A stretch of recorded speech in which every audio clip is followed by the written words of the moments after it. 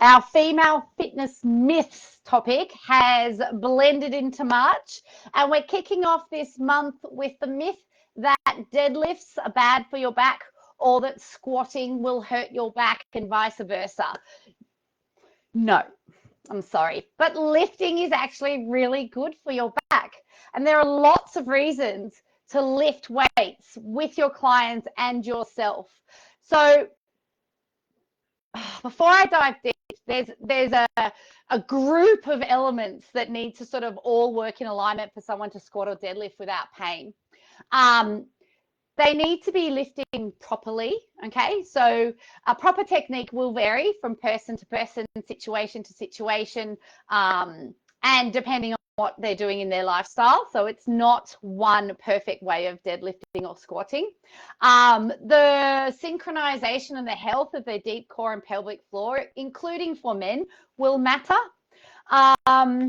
And learning from the beginning, not just picking up a weight and trying to lift it. Those things are probably your fundamental to lift for health rather than lift for injury.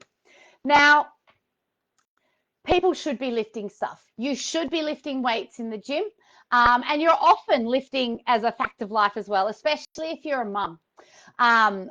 Resistance training has been shown to dramatically improve your quality of life and can also mitigate some of the symptoms of chronic disease. It can keep your bones and muscles strong and healthy, preventing and slowing the onset of things like osteoporosis. It can prevent cardiovascular disease. It can reduce your risk of heart attack. It can prevent and slow the onset of diabetes, regulate insulin and reduce inflammation. Lifting weights can help you survive cancer. Lifting weights will boost your metabolism and help you lose body fat, even though you probably won't lose as much weight. It can improve your mood, your self-confidence, your sleep quality, reduce your flare-ups of depression and anxiety. It can improve balance and reduce your risk of falls, and so on and so on and so on. And all these studies that I read with those benefits are just a little disclaimer. They were done on men and women, and predominantly men, but they're all studying lifting. That is picking a weight up off the floor or off a bench and putting it back down on a floor or a bench. So like a deadlift or a squat, basically. So lifting as part of your strength program or fitness program or part of everyday life, we've established is really good for you, and we should do it if we can. Now, just because the client has reported back pain with squatting or deadlifting doesn't mean we now just ignore them. Or if you're getting pain in squatting or deadlifting, don't just ignore it and keep doing it because you know it's good for you. A lot of people do get injured performing those movements, okay? But what we should be doing is tweaking those movements to find out what you can do so you can still get the benefits of lifting weights without hurting your back. So here are some variables off the top of my head that can help you with performing a squat or performing a deadlift without hurting your back. You can lift a lighter weight, okay? Lifting some weight is better than lifting no weight at all, okay? So most of the research on the health benefits of lifting weights are done on heavy weights, sets of 10 or lower. But if you're doing a lighter weight in sets of 15, it's still better than doing no resistance training at all. You can reduce or change where you hold the load. So if we're loading clients up in a back squat and that's where they're reporting pain, then give them dumbbells and have them hold the same weight by their sides and see if that changes things, because it so often does. You can reduce the range of motion. So if your client or you want to squat with your butt past your knees, that's fine, but start with like a 3/4 or a half squat. And if you can achieve that pain-free or your client doesn't hurt doing that, that is better than going full range and reporting back pain. You can change foot positions. So if you're always cueing straight lines, try having toes out or a staggered leg or toes in, or controversial. Just play with that positioning a bit and see if there's a position that doesn't hurt their back.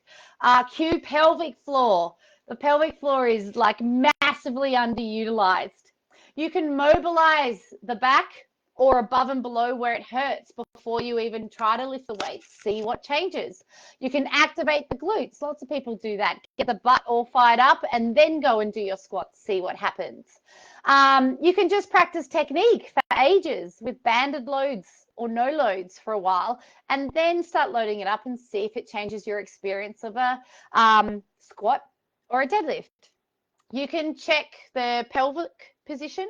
So are they got a big banana back? Are they tucked under? And what happens if you change that? You can stabilize them by putting them on a Smith machine, which is one of those barbell weights, but it's on a track, or a leg press where you sit and press. They're just a few ways of lifting without doing a perfect or traditional squat or deadlift in that single perfect technique that you see all over the internet, because we all have different shaped bones. We all have different insertion and origin points of our ligaments and tendons, but we all absolutely need to learn to lift well for our bodies. So the take home message is lifting can help you or your clients' back pain. However, you should only move through a pain and consequence free range and positioning, and then tweak, vary the variables and see what happens. Make notes. You want to advocate for your client, like, why is this back pain happening in these movements? Send them to a physio, a chiro, or someone who's qualified to diagnose. Keep looking if it's you who has the back pain. Don't stop just because they can't find anything wrong. Also, keeping in mind, things that contribute to back pain include stress, like lifestyle stress, emotional stress, suppression, anxiety, right? Posture contributes to back pain. Hypermobility can give you back pain. Stiffness can give you back pain. Scarring in your abdomen especially can give you back pain. Pelvic floor dysfunction, it's a symptom of a pelvic floor dysfunction, back pain. Or you've got a foot or a knee or a hip injury, can come out, it can present itself in back pain. So it's not as simple as squats hurt your back or deadlifts hurt your back.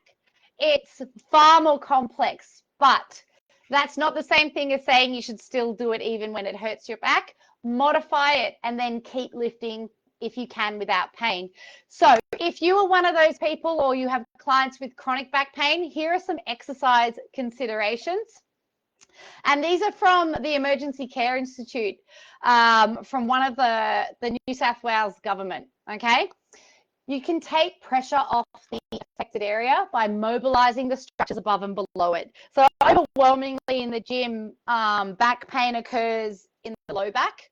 So we mobilize the thoracic and the pelvis and leave the low back alone.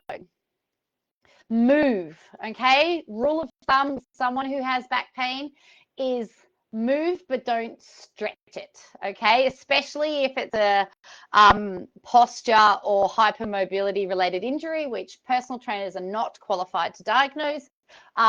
Stretching will make it worse, whereas movement will lubricate the joints, send blood to the area and help it feel better, help it recover quicker too.